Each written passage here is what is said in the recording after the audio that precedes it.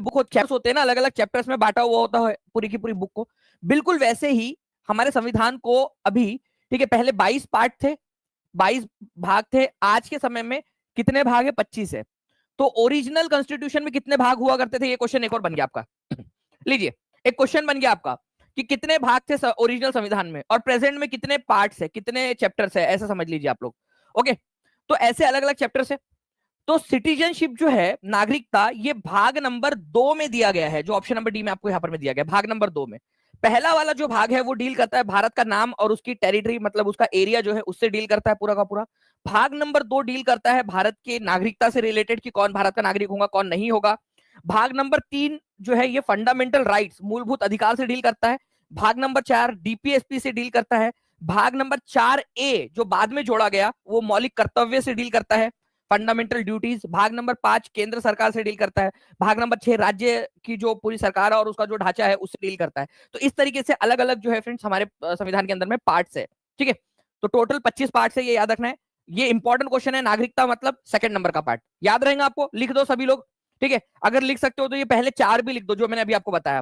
पहला भारत, भारत का नाम और उसकी टेरिटरी, ठीक है। दूसरा नागरिकता, तीसरा फंडामेंटल राइट्स, मूलभूत अधिकार, चौथा डीपीएसपी, ठीक है, directive principle of state policy, जिसको जो है आप लोग नीति निर्देशक तत्व भी कहते हैं। ये पूरी की पूरी लिस्ट अगर आपको चाहिए तो टीचिंग परीक्षा के एप्लीकेशन के ऊपर में आपको मिल जाएंगी, ठीक है। चल नाउ अब देखिए फ्रेंड्स, यहां पर मैं एक इंपॉर्टेंट क्वेश्चन आपका DSSB TGT के अंदर में आया हुआ क्वेश्चन, इसमें बोला गया कि आपको बताना है कि इनमें से कौन सा वाला जो है वो सही है। अब ध्यान से समझिएगा आप लोग, कॉर्पोरेशन टैक्स, ठीक है, निगम कर, राज्य सरकार की सूची में आता है, जनगणना संघ सूची में आती है। बताइए इस पर्टिकुलर क्वेश्चन का आंसर क्या होगा आपका?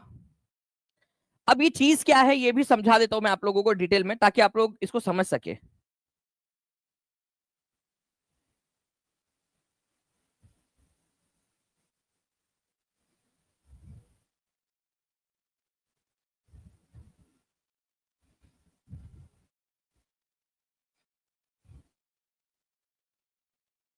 ओके, तो देखिए फ्रेंड्स, अगर मैं बात करूं आप लोगों से यहां पर में इस पर्टिकुलर पॉइंट की, ठीक है, तो सेंसस जो है, जो हमारी जनगणना है, ठीक है, ये हमारे भारत के संघ सूची के अंदर में आती है, यूनियन लिस्ट के अंदर में आती है। अब इसका मतलब क्या है ये समझिए आप लोग। हमारे भारत के अंदर में जो है 12 शेड्यूल्स है, 12 सूचियां दी गई है ऐसे लास्ट में, संविधान के लास्ट में, ठीक है। तो ऐसी ही एक सूची है जिसको हम लोग बोलते हैं 7th नंबर की सूची, 7th शेड्यूल।